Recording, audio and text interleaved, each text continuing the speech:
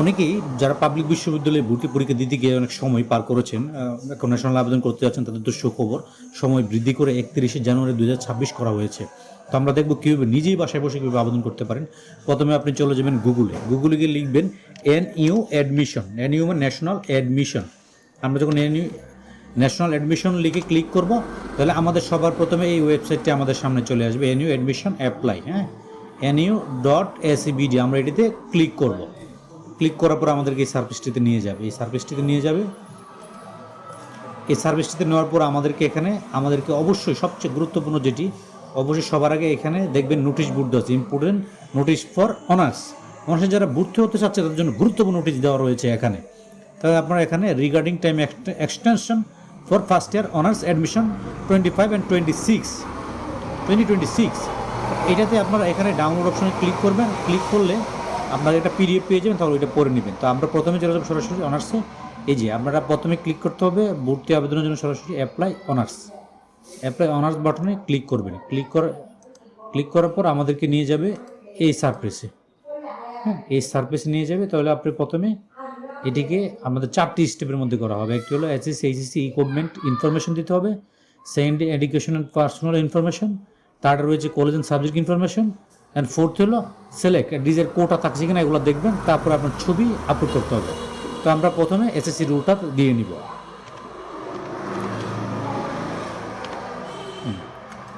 তারপর যথারীতি আমরা রেজিস্ট্রেশন নাম্বার দিয়ে নিব।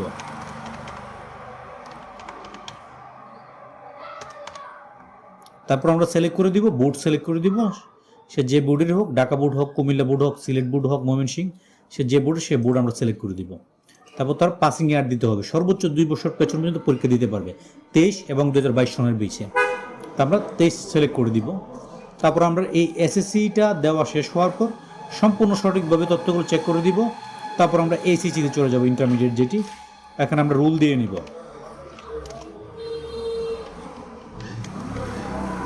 তারপর আমরা রেজিস্ট্রেশন নাম্বার দিয়ে নিব।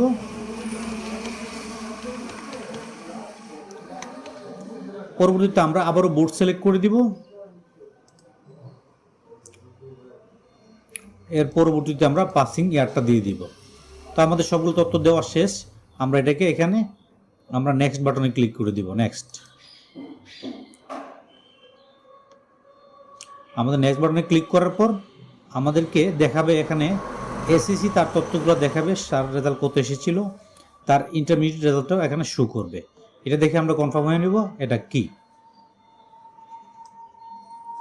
তারপর আমরা এখানে তার পার্সোনাল ইনফরমেশনটা মিলিয়ে নিব, তার নাম, তার ফাদার্স নেম, তার mother's name, date of birth and তার এটা। তো যদি কোনো কিছু চেঞ্জ করা থাকে ক্লিক টু চেঞ্জ এখানে ক্লিক করতে হবে। যদি কোনো কিছু চেঞ্জ করা থাকে ক্লিক টু চেঞ্জে ক্লিক করতে হবে।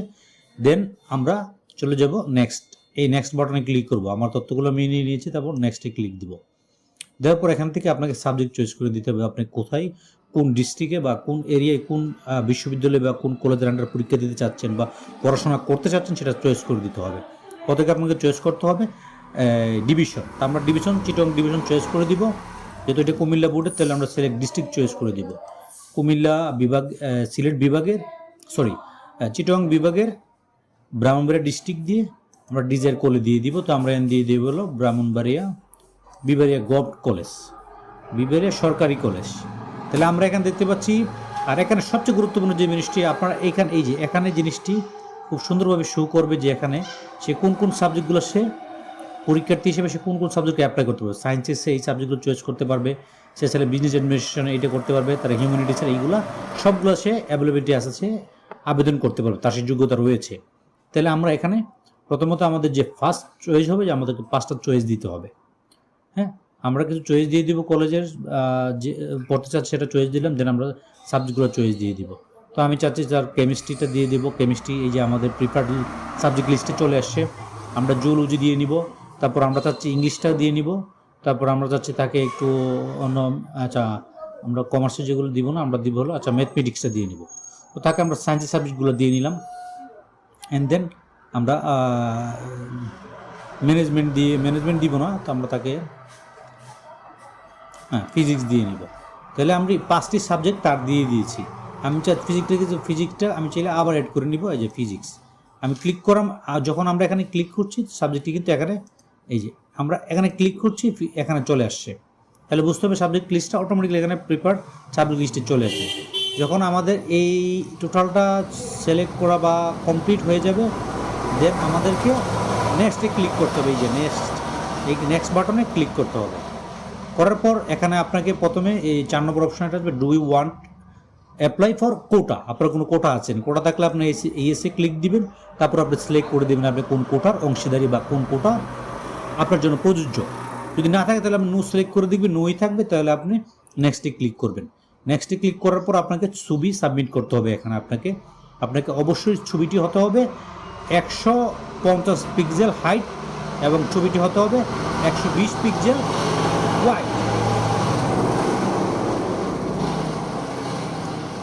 অবশ্যই আপনার ছবিটিকে হাইট হতে হবে 150 পিক্সেল এবং ওয়াইড হতে হবে 120 পিক্সেল। আর ইমেজ ফরম্যাট অবশ্যই জেপিজি হতে হবে 50 কেবির নিচে হতে হবে। এই জিনিসগুলো অবশ্যই খেয়াল রাখবেন।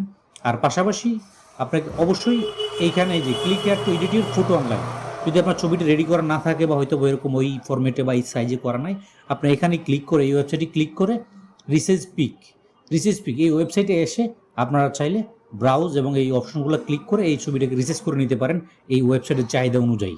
এটা আমি আপনারা চাইলে কমেন্ট করুন, আমি সেটা আপনাকে দেখিয়ে দেবো যে কীভাবে এটা করতে হবে। তো পাশাপাশি আপনাকে মোবাইল নাম্বার দিতে হবে। অবশ্যই আপনার স্টুডেন্টের একটি সচল মোবাইল নাম্বার দিবেন, যে নাম্বারটি সবসময় সচল থাকে। সচল একটি নাম্বার দেবেন যেটাতে ফোন দিলে বা মেসেজ আসতে তাকে পাওয়া যাবে, এবং সাথে সাথে অবশ্যই মেসেজটি গুরুত্বপূর্ণ কেন আপনার পরবর্তী আপডেট এই SMS এর মাধ্যমেই পাবেন।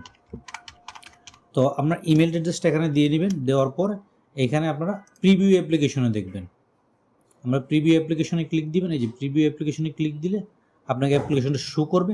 শো করার পরে আপনি এটাকে সাবমিট করে দিবেন। ধন্যবাদ সবাই।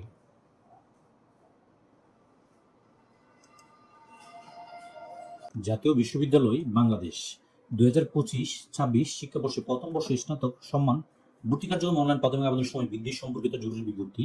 কারণ এই ভর্তি বিজ্ঞপ্তিটি এসেছিল 2025 সনের 31 ডিসেম্বর পর্যন্ত। আর এটিকে পরবর্তীতে ছাত্রছাত্রীদের সুবিধার অবস্থা বা সুবিধার জন্য বিবেচনা করে এটিকে বাড়িয়ে 31 জানুয়ারি 2026 করা হয়েছে।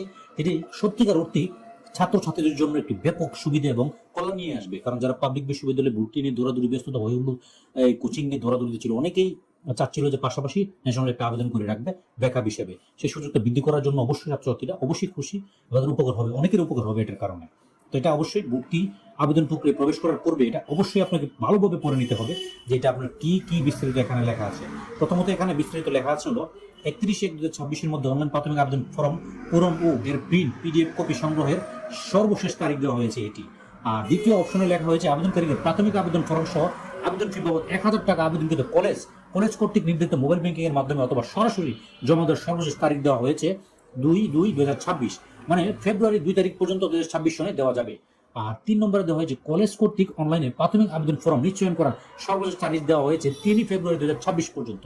তো অবশ্যই এই ডেটগুলো তারিখগুলো আপনাদেরকে সতর্কতার সাথে খেয়াল রাখতে হবে এবং সেভাবেই কার্যক্রমগুলো করতে হবে। এবং সর্বশেষ যে তথ্যটি 4 নম্বরে লেখা রয়েছে, কলেজ কর্তৃক আবেদনকারীদের প্রাথমিক আবেদন ফির জাতীয় বিশ্ববিদ্যালয়ের অংশ আবেদনকারী প্রতি 700 টাকা হারে সংশ্লিষ্ট খাতে ভর্তি ফান্ড যে কোনো সোনালী ব্যাংক শাখায় জমা দেওয়ার তারিখ দেওয়া হয়েছে 4 ফেব্রুয়ারি 2026 তারিখ থেকে 10 ফেব্রুয়ারি 2026।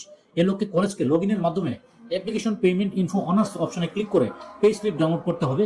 এর প্রিন্ট কপি নিয়ে নিকটস্থ সোনালী ব্যাংক শাখায় নির্ধারিত ফি জমা দিয়ে রসিদ সংগ্রহ করতে হবে। অবশ্যই জিনিসগুলো আপনারা সতর্কতার সাথে যেভাবে নিয়ম উল্লেখ করা রয়েছে সেভাবেই আপনারা জমা দেবেন, যাতে কোনো প্রকার ভুল ত্রুটির কারণে আপনার ভর্তিটি বাতিল না হয়। অবশ্যই ধন্যবাদ।